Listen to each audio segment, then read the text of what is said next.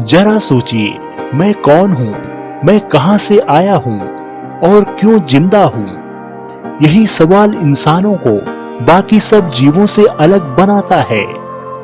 और इसी सवाल ने शुरू की हमारी कहानी। यह कहानी सिर्फ इंसानों की नहीं, बल्कि अस्तित्व की खोज की है, जो 3.8 अरब साल पहले सागर की गहराइयों में शुरू हुई। कल्पना करो, एक ऐसा क्षण जब कुछ भी नहीं था, ना प्रकाश, ना अंधकार, ना समय, ना स्थान, सिर्फ शून्य और फिर एक विस्फोट। वो एक क्षण था जिसने सब कुछ बदल दिया। उस एक पल में ऊर्जा ने जन्म लिया और ऊर्जा से बना पदार्थ, छोटे छोटे कणों ने मिलकर ब्रह्मांड की पहली नींव रखी।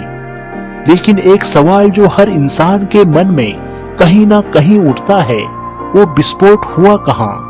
वो शून्यता थी क्या? और हम आए कहां से? आखिर हमें कैसे पता चला कि 13.8 अरब साल पहले ब्रह्मांड की शुरुआत हुई थी और धीरे धीरे पृथ्वी बनी, ठंडी हुई और फिर जन्म हुआ जीवन का। आज हम उसी रहस्य की गहराइयों में उतरेंगे, जानेंगे कि सब कुछ कैसे शुरू हुआ। तो बने रहिए हमारे साथ इस अद्भुत यात्रा में, जहां से शुरू होती है हमारे अस्तित्व की कहानी। करीब 4.5 बिलियन साल पहले ब्रह्मांड एक अराजक धूल और आग का तूफान था। सूरज के चारों ओर घूमती गैस और पत्थरों के अरबों कण आपस में टकराने लगे। हर टकराव के साथ गर्मी बढ़ती गई, पत्थर पिघलते गए और धीरे धीरे एक चमकता हुआ गोला बनने लगा। वह गोला था हमारी धरती। शुरुआत में यह पूरी तरह आग थी, कोई समुद्र नहीं, कोई आसमान नहीं, बस पिघलता हुआ लावा। लाखों साल तक उल्कापिंड धरती पर बरसते रहे। इन्हीं टकरावों से धरती को मिला उसका जल, हाँ वही जल जो आज हमारे समुद्रों में है। शायद किसी दूर के ग्रह से आया था। धीरे धीरे धरती ठंडी होने लगी, भाप ने बादल बनाए और पहली बारिश हुई। वो बारिश जो हजारों सालों तक बरसती रही। धीरे धीरे धरती के घाव भर गए और बनी पहली झीलें, नदियां और समुंदर। अब यह आग का गोला नीला ग्रह बन चुका था। पर सवाल यह है, इस ठंडी होती धरती पर जीवन की चिंगारी कैसे जली? जब पृथ्वी बनी तो इन महासागरों में अनगिनत रासायनिक तत्व थे जो जीवन के मूल घटक हैं। यह सब बिना किसी योजना के सिर्फ प्रकृति के प्रयोग से हुआ होगा। और लाखों वर्षों से यही अणु एकत्र हुए और पहली कोशिकाएं बनी। धीरे धीरे कुछ सेल्स आपस में जुड़े और मिलकर काम करने लगे और यहीं से शुरू हुआ सहयोग का युग, यानी बहुकोशिकीय जीवन। कुछ सेल्स शरीर का रक्षक बने तो कुछ मस्तिष्क, त्वचा और मांसपेशियों का। बहुकोशिकीय जीवन के आने के बाद प्रकृति ने अपना सबसे बड़ा प्रयोग शुरू किया। हर कोशिका का काम अलग अलग होने लगा। किसी ने आंखें बनाने की शुरुआत की, किसी ने पंख और किसी ने दिमाग। समुद्र में हजारों तरह के जीव जन्म ले चुके थे। कुछ ने कवक सेल बनाए ताकि दुश्मनों से बचा जा सके।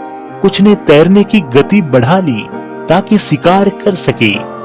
यही था नेचुरल सिलेक्शन, जहां केवल वही जीव बचते थे जो अपने माहौल के हिसाब से सबसे बेहतर ढल सके। धीरे धीरे कुछ मछलियों ने पानी के बाहर झांकना शुरू किया। उन्होंने अपने गलफड़ों की जगह फेफड़े जैसे अंग विकसित कर लिए और फिर एक दिन मछली ने धरती पर पहला कदम रखा।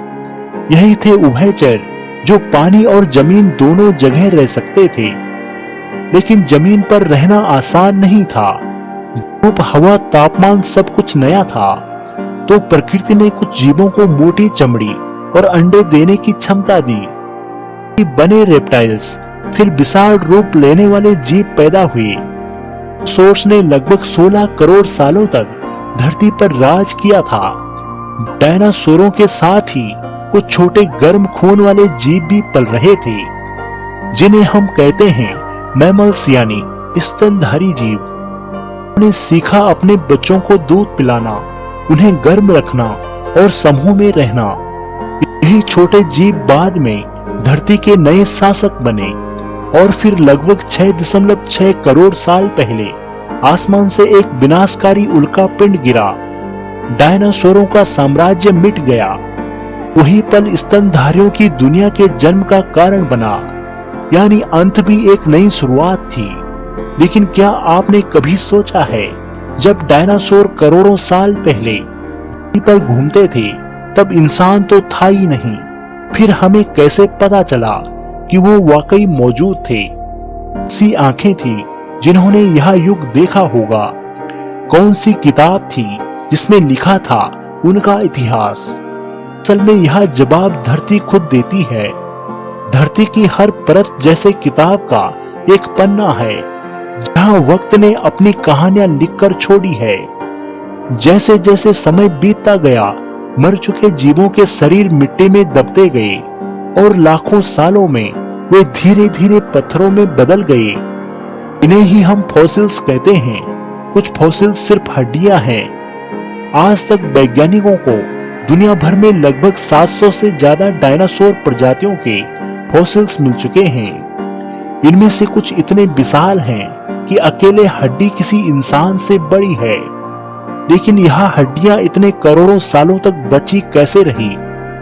जब कोई इंसान मरता है तो उसका शरीर सड़ जाता है, लेकिन अगर वह जल्दी से मिट्टी, रेत या ज्वालामुखी की राख में दब जाए तो उसका ढांचा धीरे धीरे पत्थर बन जाता है।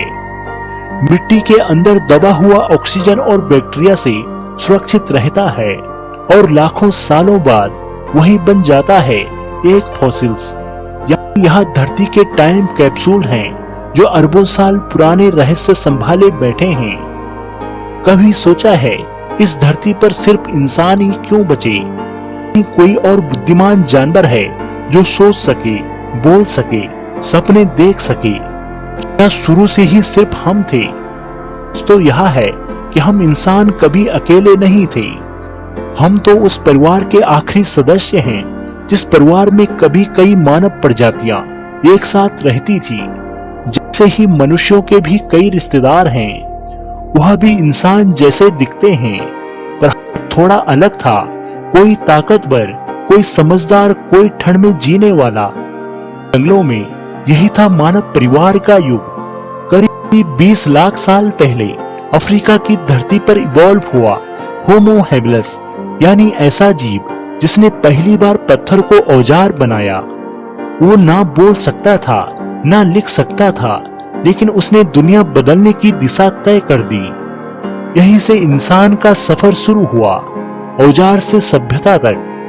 फिर आया होमो इरेक्टस। होमो इरेक्टस लगभग 1.9 मिलियन साल पहले अस्तित्व में आए थे। यह प्रजाति अफ्रीका, एशिया और संभवतः यूरोप के कुछ हिस्सों में फैली थी। यह पहला मानव था जिसने सीधा खड़ा होना सीखा और 2 पैरों पर पूरी तरह चलने लगा। इनका शरीर मजबूत था, मस्तिष्क बड़ा था और सबसे जरूरी, उन्होंने आग पर नियंत्रण करना सीख लिया। रात के अंधेरे में जब जानवर डरते थे, इरेक्टस आग के चारों ओर बैठकर कहानी सुनाते थे। यही आग इंसान की पहचान बन गई। होमो इरेक्टस सिर्फ अफ्रीका में नहीं रहा, वो एशिया, यूरोप और इंडोनेशिया तक गया। उसने सबसे पहले माइग्रेशन शुरू किया, जंगलों से रेगिस्तान तक। उसने हर माहौल में खुद को ढाला, यानी धरती का पहला घुमक्कड़। फिर होमो निएंडरथैलेंसिस, यूरोप की बर्फीली गुफाओं में रहने वाले यह मानव मजबूत शरीर, चौड़ी छाती और छोटे पैर वाले थे।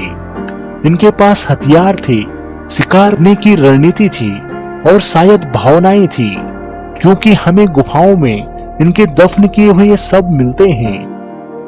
अपने मरने वालों के लिए दुख करते थे। होमो थैलेंसिस इंसान से कुछ कम नहीं थे, बस कल्पना में थोड़े पीछे रहे। उसी समय एशिया में रहते थे सोवंस, जिनके बारे में हमें सिर्फ कुछ हड्डियों से पता चला है, और इंडोनेशिया कद के थे पर चतुर जीव थे। अफ्रीका की एक घाटी में एक नई प्रजाति ने आंखें खोली, होमो सेपियंस। उनका शरीर पहले जैसा था, लेकिन दिमाग अलग था। वो सोच सकते थे, सवाल पूछ सकते थे और कल्पना कर सकते थे। उन्होंने सिर्फ औजार नहीं बनाए, उन्होंने अर्थव्यवस्था बनाई। यही था थिंकिंग ह्यूमंस। हर प्रजाति अपनी जगह पर अनोखी थी, लेकिन कुछ तो हुआ जिसने सबको बिठा दिया। फिर शुरू हुई असली कहानी। सेपियंस अफ्रीका से निकले, वही रास्ते जिन पर कभी इरेक्टस चला करते थे। यूरोप में उनकी मुलाकात निएंडरथैलेंसिस से हुई। कभी युद्ध हुआ तो कभी मेल मिलाप भी। हमारे अंदर 2% का डीएनए मौजूद है, यानी हम सबके भीतर पुराने परिवार की गूंज अभी भी जिंदा है। बाकी सभी मानव प्रजातियां गायब होती चली गई। आखिरकार होमो सेपियंस बचे, जिन्होंने आधुनिक समाज की नींव रखी है। हेलो दोस्तों, अगर आपको यह वीडियो पसंद आई हो तो कृपया हमारे चैनल को सब्सक्राइब जरूर करें व हमारी वीडियो को लाइक व शेयर करें